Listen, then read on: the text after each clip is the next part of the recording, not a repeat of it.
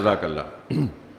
الحمدللہ رب العالمین، الصلاۃ والسلام علی رسولہ الکریم وعلی آلہ واصحابہ اجمعین، اما بعد فاعوذ باللہ من الشیطان الرجیم، بسم اللہ الرحمن الرحیم، یریدون لیطفئوا نور اللہ بافواہہم واللہ متم نورہ ولو کرہ الکافرون، هو الذی ارسل رسولہ بالہدی ودین الحق لیظہرہ علی الدین کلہ ولو کرہ المشرکون۔ صدق اللہ العلی العظیم۔ محترم جناب اویس قاسم صاحب، امیر جماعت اسلامی ضلع سرگودا، محترم طاہر عتیق صاحب، محترم حافظ سیف الرحمان صاحب، عنایت الرحمان صاحب، فضل الہی صاحب، قاری فضل اکبر صاحب، اور سرگودا اور ہری پور سے تشریف لانے والے میرے بہت ہی عزیز قابل احترام دوستوں، ساتھیوں، نوجوانوں، بزرگوں، بچوں، سب سے پہلے ہم آپ کو منصورہ آمد پر آپ کا خیر مقدم کرتے ہیں، اور میری دعا ہے کہ اللہ تعالیٰ آپ کو اس تربیت گاہ سے بہترین استفادہ کرنے کی توفیق عطا فرمائے۔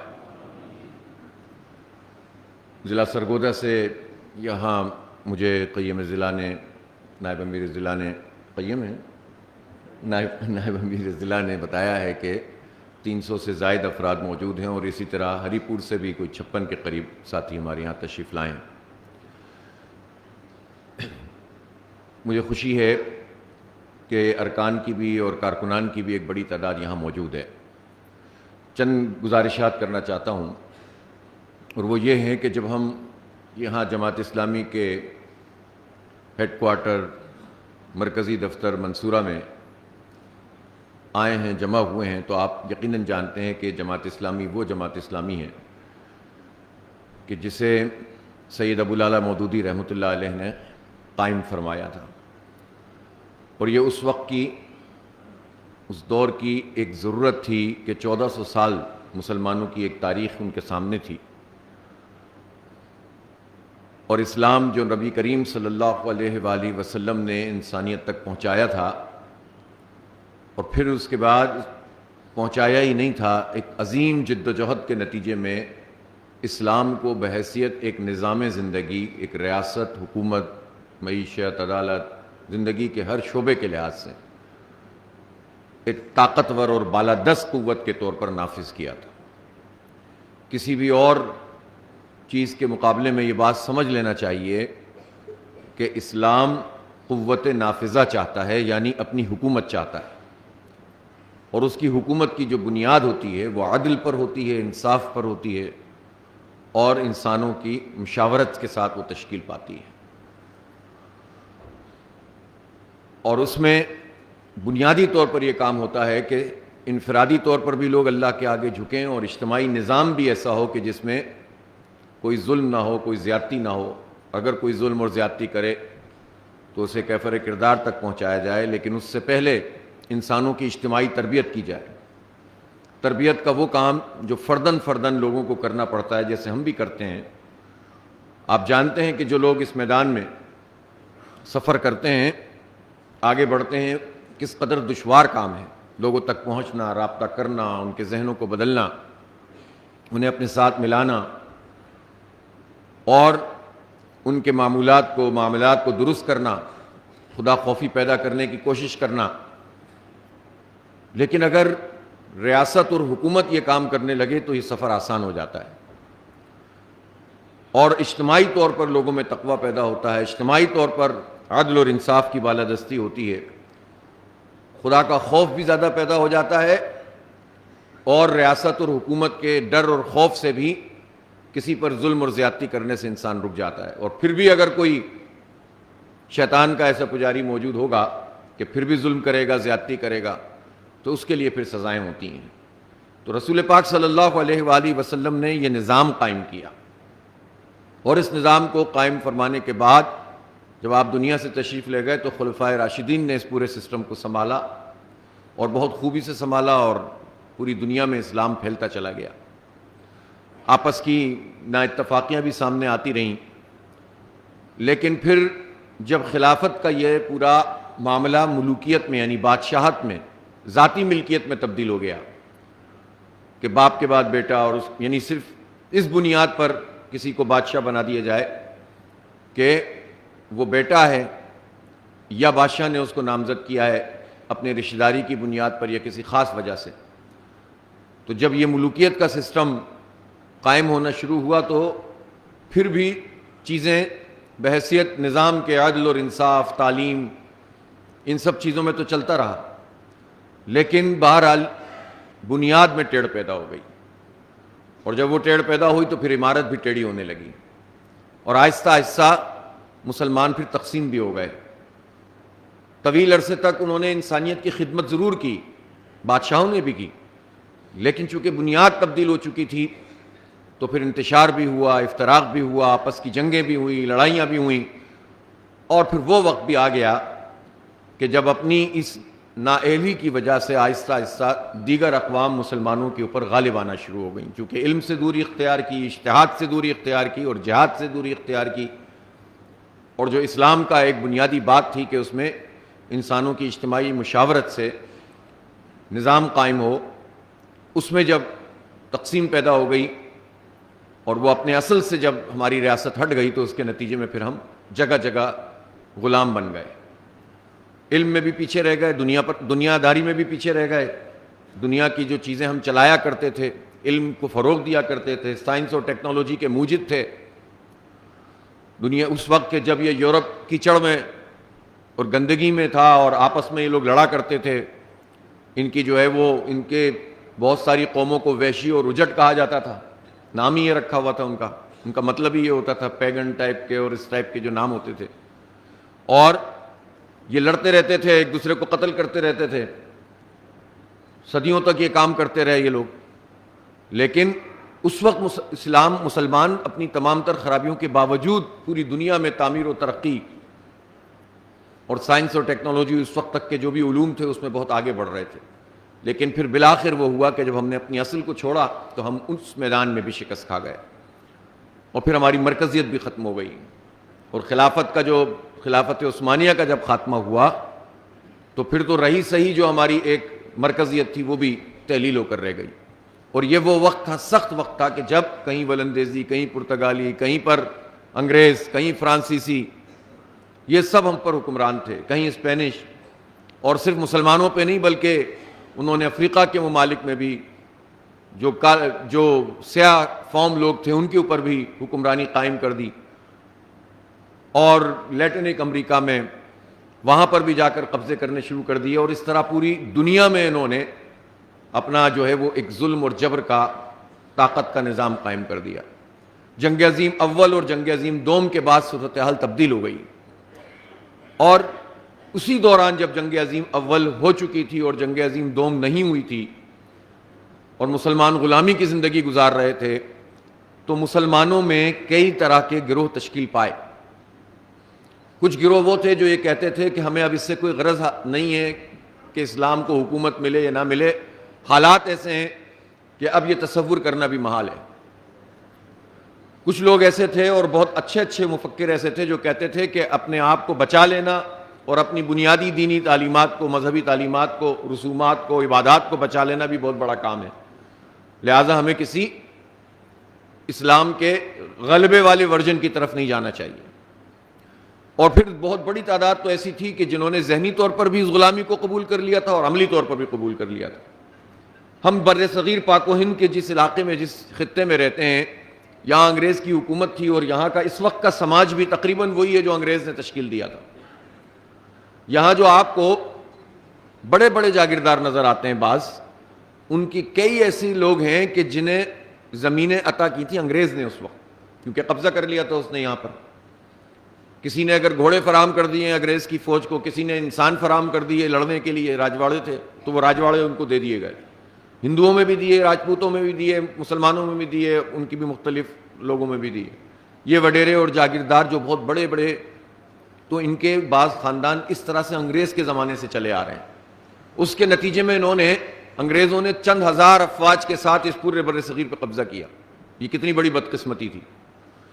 پھر اسی طرح اس نے ایک نظام تعلیم جسے ہم مشہور ہے لارڈ میکالے کا نظام تعلیم 1835 کا، انہوں نے وہ نظام تعلیم وضع کیا جس کے نتیجے میں اس تعلیم سے گزرنے کے بعد ذہنی طور پر غلام اور مروب قسم کے لوگ تیار ہوں۔ اب ہونا یہ چاہیے تھا کہ جو نظام تعلیم مسلمانوں کا تھا، حالات کے تناظر میں وہ اس میں جدت لاتے، لیکن جو مدارس موجود تھے وہ بنیادی تعلیم تو دے رہے تھے، لیکن وہ زمانے میں جتنے فلسفے تھے، نظریات تھے، عقیدے تھے، ان سب سے نابلد ایک نسل تشکیل دے رہے تھے۔ انہیں نہیں معلوم تھا کہ 1917 میں ایک بہت بڑا انقلاب روس میں رونما ہوا، سوشلزم کا انقلاب، اور اس نے آدھی دنیا کو متاثر کر دیا، لیکن ان مدارس کے پڑھنے والوں کو اس کی بنیادی فکر اور معلومات بھی نہیں تھیں، بلکہ بعض تو اس میں ایسے لوگ بھی تھے کہ جنہوں نے سوشلزم کو بھی یہ سمجھنا شروع کر دیا کہ کچھ سوشلزم اور کچھ اسلام کو ملا کر ہم ایک ملغوبہ بنا سکتے ہیں، اس لیے کہ انہیں بنیادی طور پر اس کی فکر اور عقیدے کا نہیں پتا تھا۔ اسی طرح مغرب کے جتنے مفکرین تھے جن کی بنیاد پر مغرب کی پوری تہذیب کھڑی ہو رہی تھی، ان مفکرین کے بارے میں بھی نہ پڑھایا جاتا تھا، نہ سمجھایا جاتا تھا، اور یہ سمجھتے تھے کہ اس سے ہمارا کیا تعلق اسلام کا۔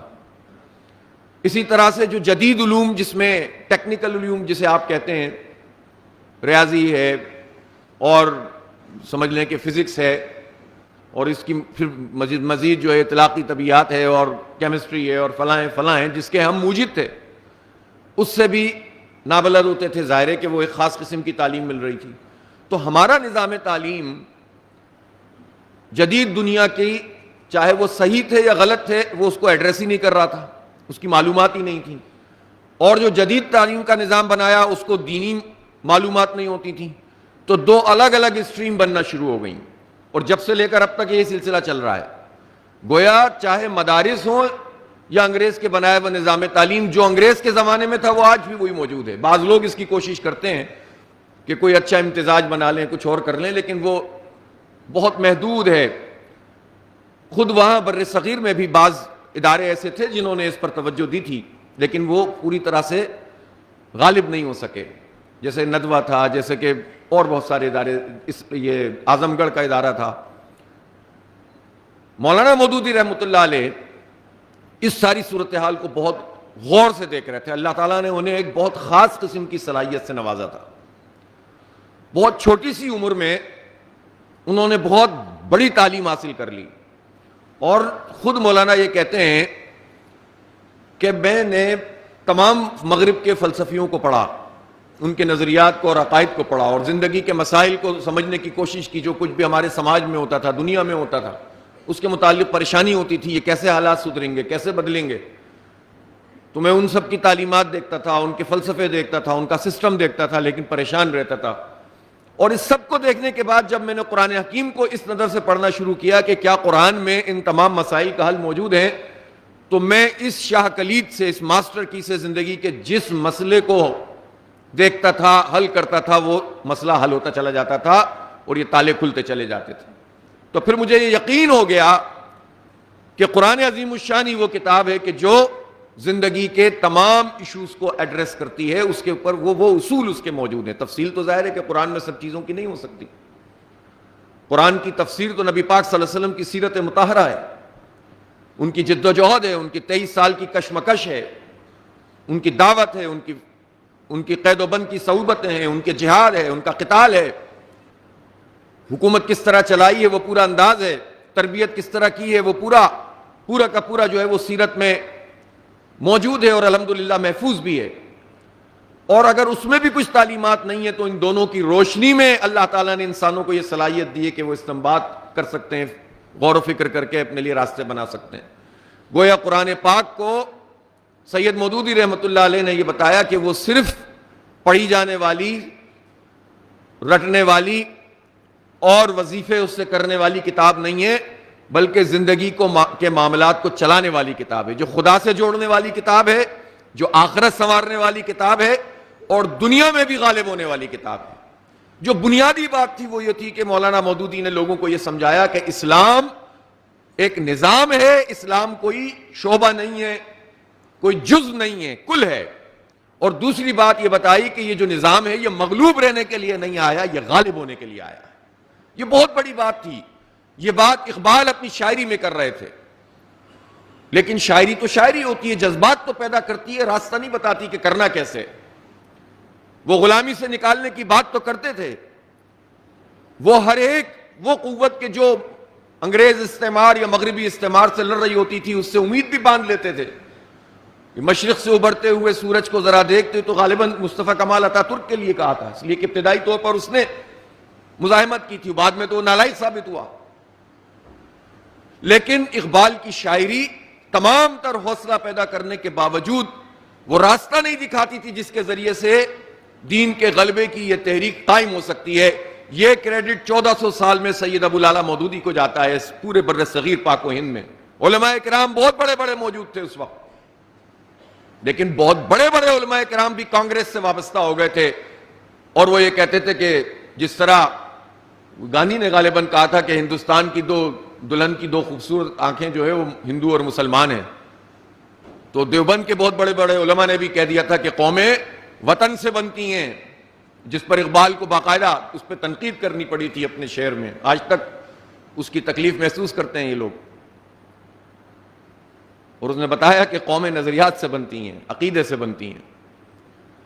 تو سید مودودی رحمۃ اللہ علیہ کا کمال یہ ہے کہ انہوں نے یہ تصور پیش کیا کہ اسلام غالب ہونے کے لیے، مغلوب رہنے کے لیے نہیں ہے، اور یہ تصور پیش کیا کہ اسلام ایک سسٹم ہے، اور پھر جب اس کو ہم سسٹم سمجھتے ہیں اور یہ غالب ہونے کے لیے، تو ہر مسلمان کے اوپر یہ واجب ہے، فرض ہے کہ جس اللہ رب العالمین کا کلمہ ہم پڑھتے ہیں کہ وہ الہ ہے، بادشاہ ہے، وہ رب ہے، وہ پالتا ہے، وہ نگراں ہے، وہ مہیا کرتا ہے، وہ بادشاہوں کا بادشاہ، شہنشاہوں کا شہنشاہ ہے، کائنات کا پورا نظام اس کے تابع ہے، تو جو اس کو تسلیم کرتا ہے وہ زندگی کے کسی بھی شعبے میں اس کے برخلاف ہونے والی چیز کو قبول نہیں کر سکتا۔ لہذا حکومت بھی اللہ کی مرضی کی ہونی چاہیے، معیشت بھی اللہ کی مرضی کی ہونی چاہیے، تجارت، سیاست، قانون، عدالت، تعلیم، صحت، تمام چیزیں اسی روشنی میں ہونی چاہیے۔ وہ یہ درست ہے کہ اللہ رب العالمین نے ہمیں جو دین دیا ہے وہ عقلی اعتبار سے بھی اور زمانے اور تمدن کے اعتبار سے بھی قیامت تک کے لیے قابل عمل ہے۔ اس کے لیے راستے بھی کھول دیے ہیں کہ تمدن کے اعتبار سے تمہیں جو چیزیں اختیار کرنی ہیں وہ کرتے چلے جاؤ، لیکن بنیاد وہی ہے کہ کسی انسان کے بنائے ہوئے نظام کو جو اللہ کی مرضی کے برخلاف ہم قبول نہیں کریں گے، بلکہ اس کی حیثیت جو اپنی مرضی کا نظام چلانا چاہتا ہے وہ تو طاغوت ہے، وہ اللہ کا منکر ہی نہیں ہے، طاغوت ہے، اور اس طاغوت کا انکار ہمارے ایمان میں داخلے کے لیے لازمی ہے۔ فَمَن يَكْفُرْ بِالطَّاغُوتِ وَيُؤْمِن بِاللَّهِ فَقَدِ اسْتَمْسَكَ بِالْعُرْوَةِ الْوُثْقَىٰ لَا انفصام لَهَا وَاللَّهُ السَّمِيعُ الْعَلِيمُ۔ اس بنیاد پر پھر مولانا مودودی نے لوگوں کی ذہن سازی کی، اور اتفاق سے یہ کام جس زمانے میں مولانا بہت چھوٹی سی عمر میں اپنی تحریریں لکھ رہے تھے، تو امام حسن البنا بھی چھوٹے چھوٹے رسالے لکھ رہے تھے، بچوں کو جمع کرتے تھے، خیر کا کام کرتے تھے، اور وہاں اخوان المسلمون بنی، اور اس کا یہاں سے کوئی اس وقت تعلق نہیں تھا، اور یہاں مولانا مودودی نے بالآخر پھر لوگوں کو جمع کر کے جماعت اسلامی بنائی۔ فکر ایک تھی، نظریات ایک تھے، تو مولانا کا لٹریچر عالم عرب میں بھی پہنچا، اور ایسا پہنچا کہ پھر آج بھی جو ہے وہ سب مولانا ابو العلا مودودی رحمۃ اللہ علیہ کو بہترین طریقے سے یاد رکھتے ہیں۔ یہ انقلاب کی جوت مولانا سید ابو العلا مودودی نے جگائی، ورنہ یہ تصور ہی ختم ہو گیا تھا کہ اسلام غالب ہونے کے لیے۔ تو اس لیے جماعت اسلامی کیا ہے؟ جس دفتر میں آپ یہاں پر آئے ہیں یہ اس جماعت کا دفتر ہے جس کے پیش نظر پوری دنیا میں اللہ رب العالمین کے حاکمیت کے نظام کو قائم کرنا پیش نظر ہے، اس کی جد و جہد کرنا فرض عین ہے۔ کر دیں گے نہیں کر دیں گے یہ اللہ کا کام ہے، ہر ممکن کوشش کرنا اور قربانی دینا اور ایثار کرنا اور وقت لگانا اور جان کبانا، یہ ہماری ذمہ داری ہے۔ ہم اس جماعت اسلامی میں آئے ہیں، ہم کسی P T I, Noon League, Peoples Party type کی پولیٹیکل پارٹی کے دفتر میں نہیں آئے، ہم کسی جے you I, J U P, کسی مسلکی گروہ کی پارٹی میں نہیں آئے، ہم کسی ایسی پارٹی کے گروہ میں نہیں آئے جس کے دین کا کوئی ایک جز کسی نے اختیار کر لیا ہو، کوئی محض تبلیغ کرتا ہو، کوئی محض خدمت کرتا ہو، کوئی محض جو ہے وہ جہاد بھی اگر کرتا ہو تو باقی چیزیں نہ کرتا ہو. نہیں، جماعت اسلامی کا ایک کمپریہنسو، ایک مکمل ایک عقیدہ ہے جو قرآن و سنت کی روشنی میں ہے کہ دین ایک ٹوٹیلٹی کا نام ہے. یا ایھا الذین آمنوا ادخلوا فی السلم کافہ ولا تتبعوا خطوات الشیطان انہ لکم عدو مبین. اے لوگو جو ایمان لائے ہو، اسلام میں پورے کے پورے داخل ہو جاؤ، اور شیطان نے جو راستے بنا دیے ہیں ان کی پیروی نہ کرو، بے شک وہ تمہارا کھلا دشمن ہے. اس کا کیا مطلب ہے؟ شیطان کے راستے کون سے ہیں؟ شیطان کے راستے یہی راستے ہیں جو پورے سسٹم کی صورت میں موجود ہیں.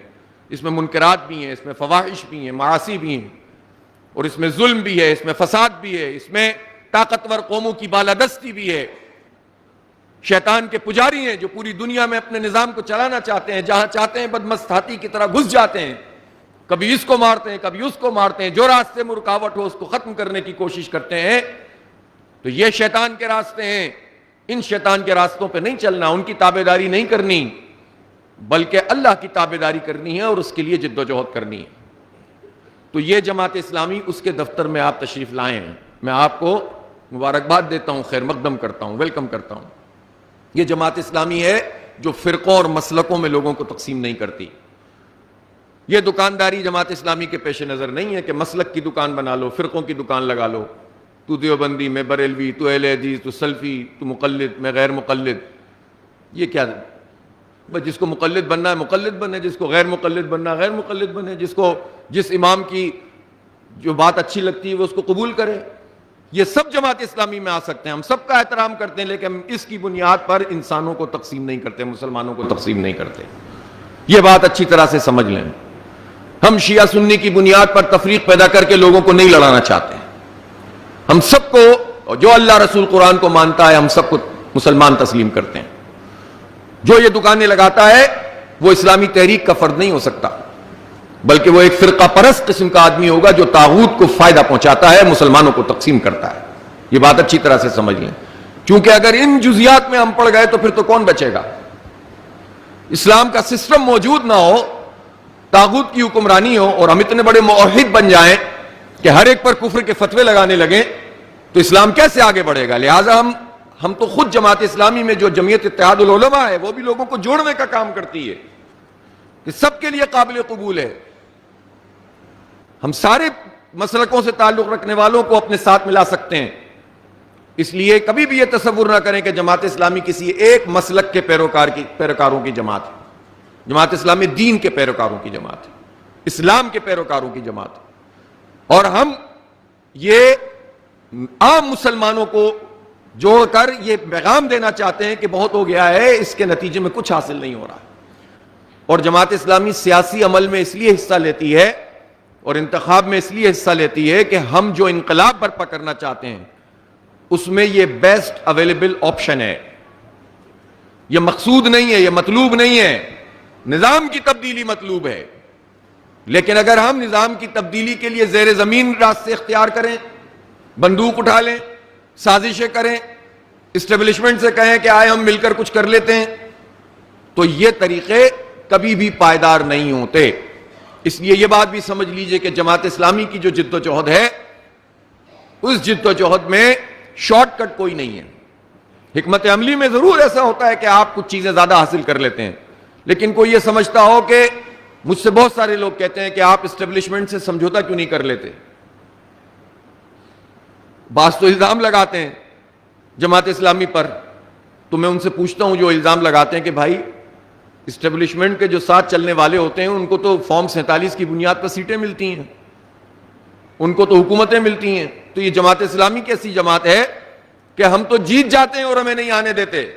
کراچی میں تو ہمارا میئر بن رہا تھا نا، نہیں آنے دیا. ڈاکو پسند ہیں، انہیں چور پسند ہیں، انہیں اپنے اہداف ہیں ان کے، اس کی وجہ سے وہ کام کرتے ہیں. ملک بھر میں بھی ایسا ہوتا ہے. اور لوگ کہتے ہیں کہ لوگ ووٹ نہیں دیتے، بھئی اس کے اسباب ہیں نا. آپ کہیں قدم جمانے نہیں دیتے.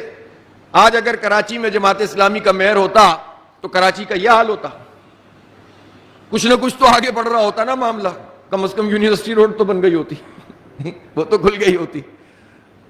اول تو ہم یہ خیر وہ بعد میں بتاؤں گا کہ وہ ٹیکنیکلی کتنی غلط چیز ہے. تو جماعت اسلامی تو خیر کا کام کرتی، کچھ ڈیولپ کرتے. جب ڈیولپ کرتے تو پورے ملک میں ٹریول کرتی جماعت کی بات, تو آپ راستہ روک دیتے ہیں تاکہ کہیں صحیح لوگ اپنی صحیح مرضی سے جماعت کے ساتھ ہوں گے. جب جماعت کے ساتھ ہوں گے تو ایک معاشرے میں ہلچل پیدا ہوگی جو بہت سارے لوگوں کو گوارا نہیں ہوتی. لیکن کیا کریں, کرنا یہی ہے کہ اپنے راستے پر جمے رہیں گے, جد و جہد کرتے رہیں گے. ہم رائے عامہ کی تبدیلی کے ذریعے انقلاب لانا چاہتے ہیں. یہ مولانا مودودی نے ہمارے لیے جو چیز طے کی تھی وہ آج بھی اسی طرح سے ویلڈ ہے. رائے عامہ کی تبدیلی کیا ہوتی ہے کہ لوگوں کی رائے بدل کر, لوگوں کو اپنے ساتھ ملا کر, انہیں انگیج کر کے, اپنی تنظیم کو وسعت دے کے, اپنے پلیٹ فارم وسیع کر کے, ان کی ذہن سازی کر کے, ان کو اپنے مشترکات کے اوپر اکٹھا کر کے, اپنے پلیٹ فارم پر ایک بڑی جد و جہد کے لیے تیار کر کے اور عمومی حمایت حاصل کر کے, اور وہ اتنی معقول تعداد میں ہو جائے کہ جو پھر اس سسٹم پر اثر انداز ہونے لگے, تو پھر انتخاب ہوگا تو اس انتخاب میں بھی کامیابی ملے گی اور اس میں راستہ روکیں گے. اور اتنی بڑی تعداد میں لوگ ساتھ ہوں گے تو وہ انتخاب جس میں آپ کا راستہ روکا جائے گا, اگر آپ کو عوام کی تائید حاصل ہوگی تو انشاءاللہ وہی انتخاب پھر انقلاب کا سبب بن جائے گا. یہ ہمارا راستہ ہے سیدھا سادہ. ہم کسی سیٹ کے پابند نہیں ہیں. ہمیں 4-5 سیٹیں 6-8 سیٹوں کے لالچ کے طور پر ہم کام نہیں کرتے. ہم انتخابی نظام میں اس لیے ہیں کہ یہ لولا لنگڑا, اندھا بہرا, کانا گنگا, یہ جیسا بھی ہے بہرحال اس کے نہ ہونے سے تو بہتر ہے نا. تو لہذا ہم اس میں جائیں گے اور اس پر اثر انداز ہوں گے, اس میں اصلاح کی کوشش کریں گے, لیکن مرکزی حیثیت حاصل ہے ہمیں رائے عامہ کو ہموار کرنے اور لوگ اپنی تنظیم کو وسعت دینا. تو ہم پولیٹکس سیٹوں کے لیے نہیں کرتے, انقلاب کے لیے کرتے ہیں. ہم پولیٹکس چند لوگوں کو فائدہ پہنچانے کے لیے نہیں بلکہ سیاسی عمل میں لوگوں کی رائے ہموار کر کے ایک بڑی تبدیلی لانے کے لیے کرتے ہیں. اور اس کے لیے ہم نے انتخاب کا راستہ اختیار کیا ہے. انتخاب کا راستہ صرف سیٹیں لینے کے لیے نہیں, انقلاب کے لیے استعمال کیا ہے. بات سمجھ میں آ رہی ہے کہ نہیں آ رہی ہے؟ مشکل ہے زیادہ. اسی لیے ہم نے جس حکمت عملی کو اختیار کیا ہے وہ یہ ہے کہ ہم اپنی تنظیم کو اب وسعت دیں. ہم نے بہت تنظیم کا کام کیا ہے الحمدللہ, اور ایسی تنظیم کسی کے پاس نہیں ہے. غلطیاں کوتاہیاں اپنی جگہ, انسان ہیں تو غلطیاں بھی ہوں گی, اور وہ غلطیاں بھی اس لیے ہوتی ہیں کہ بعض اوقات فردن اور بعض اوقات اجتماعی طور پر بھی ہم اپنی بنیادی فلسفے سے اور اپنی جو پوری بنیادی دعوت ہے اس سے ہٹ کر کبھی اپنے آپ کو کوئی فرقہ پرست مولوی سمجھنے لگتے ہیں, یا کبھی اپنے آپ کو رائج الوقت سیاسی جماعت سمجھنے لگتے ہیں. اور یہ غلط فہمی اس لیے پیدا ہوتی ہے کہ بہرحال ان جماعتوں سے ہمارا مقابلہ ہوتا ہے, لیکن اس سب کے باوجود ہمیں اپنی الگ پہچان, الگ شناخت, اپنی آئیڈینٹی برقرار رکھنی ہے. تو اس لیے کبھی کبھی کنفیوژن ہو جاتا ہے. کوئی سی کنفیوژن کی ضرورت نہیں ہے, راستہ یہی ہے.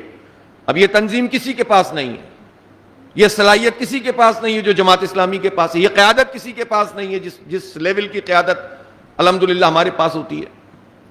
ہم عام آدمی کی طرح رہتے بسنے والے لوگ ہیں, کسی خاص بورژوا طبقے کی نمائندگی نہیں کرتے. ہمیں لوگوں کے عام درد پریشانیوں کا احساس ہوتا ہے. ہم خدمت میں بھی سب سے آگے ہیں. ہم لوگوں کی تربیت بھی کرنے کی بہت ساری کوششیں کرتے ہیں. تو جب اتنی بڑی اسٹرینتھ ہماری موجود ہیں, اتنی طاقت ہمارے پاس موجود ہے, تو پھر ہم اس کو محدود کیوں رکھیں؟ یہ سوچنا کہ بس تھوڑے سے لوگ ہوں گے اور وہ تھوڑے سے لوگ جو ہیں وہ بہت پائیدار ہوں تو خود بخود کچھ ہو جائے گا, خود بخود کچھ بھی نہیں ہوتا. تھوڑے سے لوگوں کو بہت زیادہ لوگوں پہ اثر انداز ہونا ہوتا ہے. زیادہ لوگوں کے ذریعے سے انقلاب لانا چاہتے ہیں, سازش سے نہیں لانا چاہتے. کسی چھوٹے گروہ کی بالادستی, یہ تو یہودی کرتے ہیں یہ کام, وہ اقلیت میں ہے اور وہ سازشیں کر کر کے جگہ جگہ اپنے نمائندے بٹھا دیتے ہیں اور اس کے ذریعے سے افراتفری پہ جس کو انتشار پھیلانا ہو, قتل عام کرنا ہو, دوسروں کی نسل کشی کرنی ہو, تو وہ راستہ اختیار کرے گا کہ وہ چھوٹا سا ہوگا, بس سازشیں کرتا رہے گا.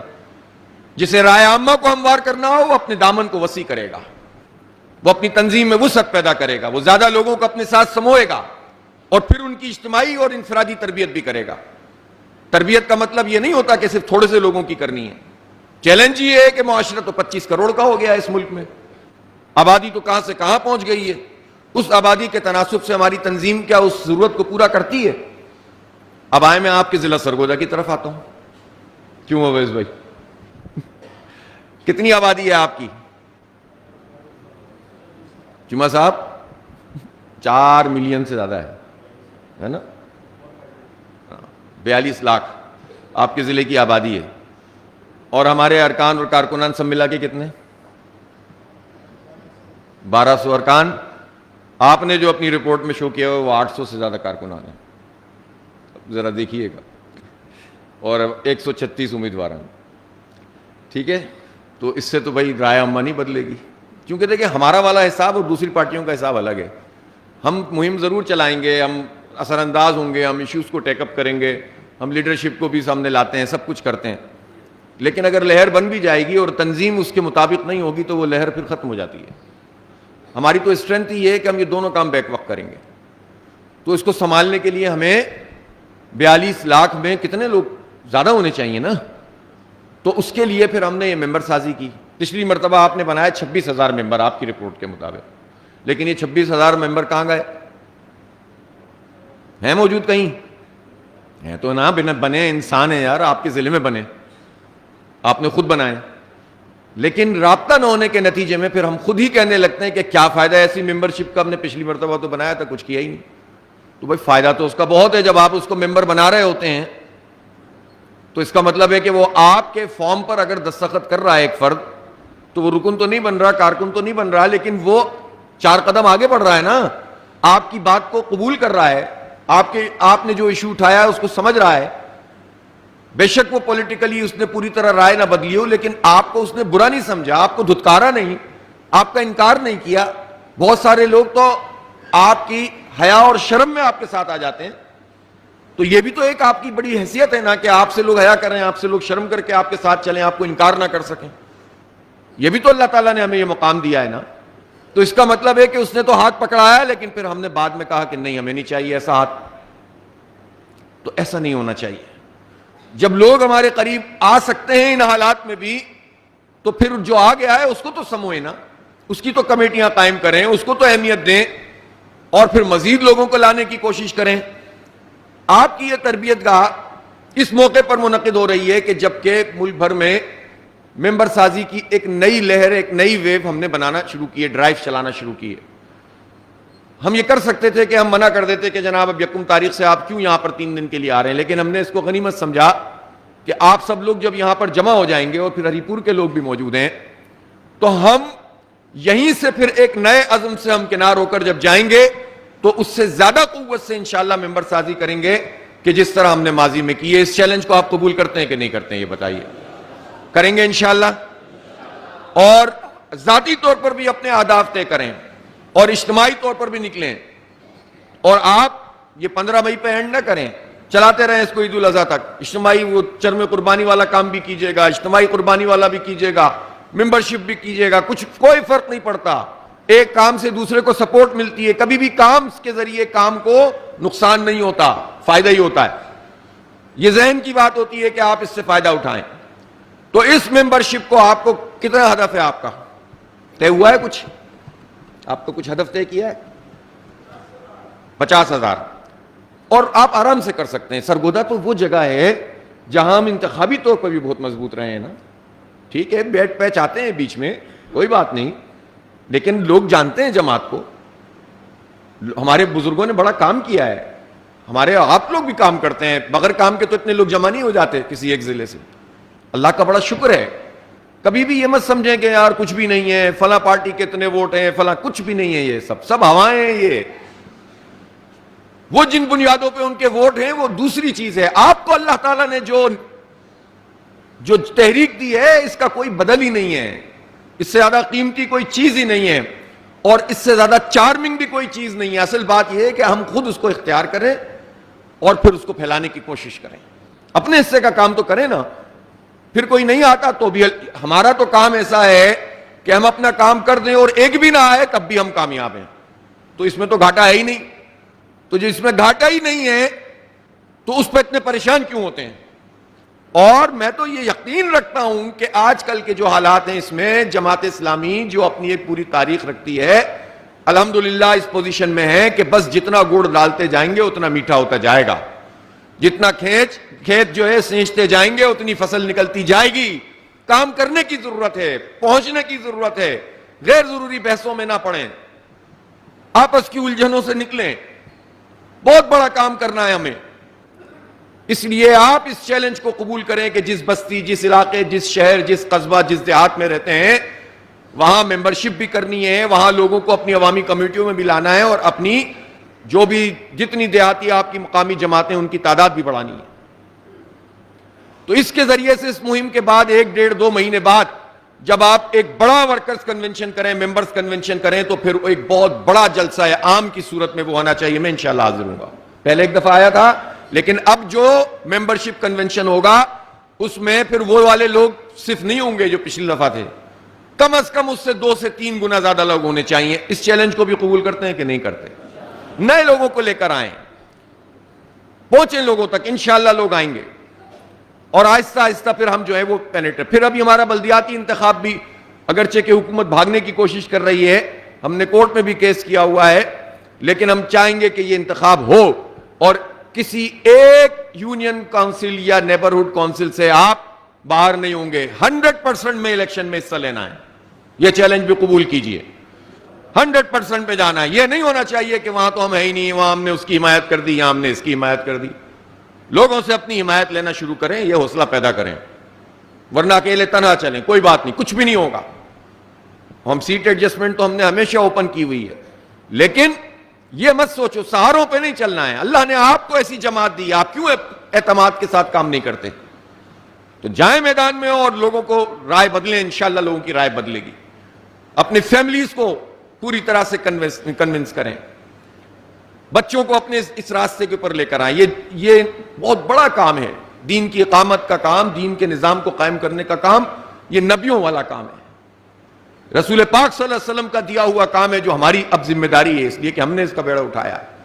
امت کو جگانے کا کام ہے، اس میں دنیا بھی اللہ تعالیٰ انشاءاللہ فراخ کرے گا، اور آخرت میں تو ملے گا ہی ملے گا انشاءاللہ۔ یہ جنتوں والا کام ہے، اس میں کیوں پریشان ہوتے ہیں؟ لیکن اس کے لیے اپنا تھوڑا سا جائزہ بھی لیں۔ جب ہم اس تربیت گاہ میں کبھی آپ بیٹھے ہوں یا یہاں سے جائیں تو ایک مراقبہ خود کریں اور دیکھیں کہ اتنا بڑا کام کرنے کے لیے ہم اٹھے ہیں، ہم وقت کتنا دیتے ہیں، صلاحیت کتنی دیتے ہیں، کاروبار ہم کرتے ہیں تو کس طرح سے کرتے ہیں، کوئی 19-20 تو نہیں ہوتی اس میں، نمازیں ہماری کیسی ہیں، قرآن کتنا پڑھتے ہیں، سمجھنے کی کتنی کوشش کرتے ہیں، کتنے معاونین ہیں، کتنے روابط ہیں، کتنے متعین افراد ہیں، کتنا وقت روزانہ دیتے ہیں۔ یہ 8-10 سوالات ہیں، کسی امیر کی ضرورت نہیں ہے اس کو پوچھنے، کسی ناظم کی ضرورت نہیں ہے، خود اپنے نگراں اور اپنے ناظم اور اپنے امیر بنے، اور اللہ کو حاضر ناظر جان کر دیکھیں کہ اتنی بڑی تحریک، کوئی عذر ہے جو اس میں قابل قبول ہو سکتا ہوگا یہ کہہ کر کہ میں تو امیر صاحب سے ناراض ہوں، مجھے انہوں نے ڈانٹا تھا، انہوں نے مجھے کاٹا تھا، میں نے انہیں کاٹا تھا، فلاں نے اس کو یہ کر دیا، فلاں نے اس کو وہ کر دیا۔ او بھائی، یہ کاٹم پیٹی، یہ ناراضی، یہ تو یہی رہ جائے گی۔ اللہ کو کیا جواب دیں گے؟ بنیادی کام تو دعوت کا، اگر کسی کی کوئی ذمہ داری نہیں ہے تو دین کی دعوت کا کام تو ذمہ داری ہے نا، جماعت کے نظام میں رہتے ہوئے بیت المال میں کنٹریبیوٹ کرنا تو ذمہ داری ہے نا، لوگوں سے پیسے جمع کرنا تو ذمہ داری ہے، درس کرنا اور درس میں لوگوں کو بلانا تو ذمہ داری ہے، اجتماع میں آنا تو ذمہ داری ہے۔ تو کیا ضرورت ہے کہ پھر ہم اور ذمہ داریوں کی تلاش بھی کریں؟ مل جائے تو پھر اس کو سعادت بنائیں اپنے لیے، لیکن تمنا کبھی نہ کریں۔ اپنا جواب دینا مشکل ہے تو ان سب کا جواب کیسے دیں گے؟ یہ کوئی دنیا داری کا کام تو ہے نہیں۔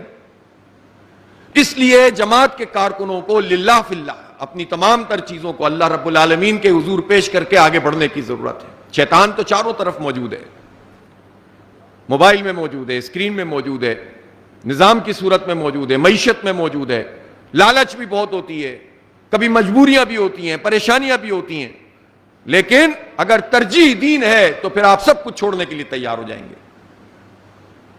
ترجیح اگر آخرت ہے اور جنت ہے تو دنیا کی جنت کتنے دن کی ہے؟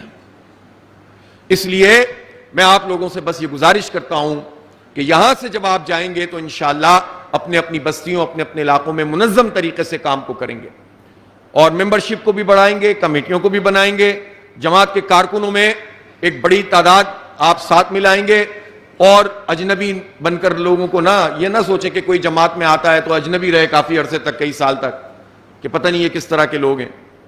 اپنائیت دیں لوگوں کو۔ آپ کے پاس موقف بھی ٹھیک ہے، دیکھیں پاکستان میں پبلک کے جتنے ایشوز ہیں ان پر کون بات کرتا ہے ہمارے علاوہ؟ ہم اس کو ایڈریس کرتے ہیں، اپنی تئیں کوشش کرتے ہیں، بات کرتے ہیں۔